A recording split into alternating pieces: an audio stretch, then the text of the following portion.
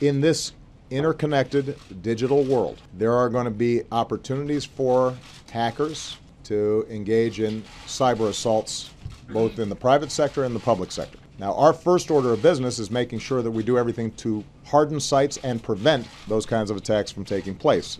When I came into office, I stood up a cybersecurity team to look at everything that we could do at the government level to prevent these kinds of attacks. And one of the things in the new year that I hope Congress is prepared to work with us on is strong cybersecurity laws and preventing these attacks from happening in the first place. But let's talk of the specifics of what we now know. The FBI announced today that North Korea engaged in this attack. I think it says something interesting about North Korea that they decided to have the state mount an all-out assault on a movie studio because of a satirical movie starring Seth Rogen and James Flacco.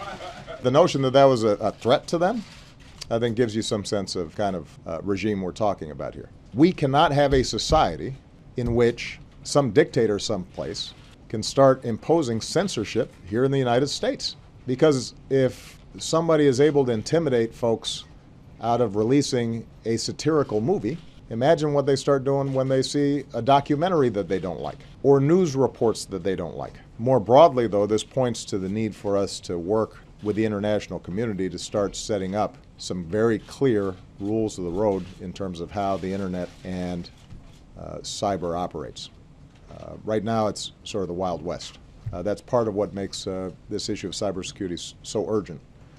Again, this is part of the reason why it's going to be so important for Congress to work with us and get an actual bill passed that allows for the kind of information sharing we need. Because if we don't put in place the kind of architecture that can prevent these attacks from taking place, this is not just going to be affecting movies. This is going to be affecting our entire economy in ways that are extraordinarily significant.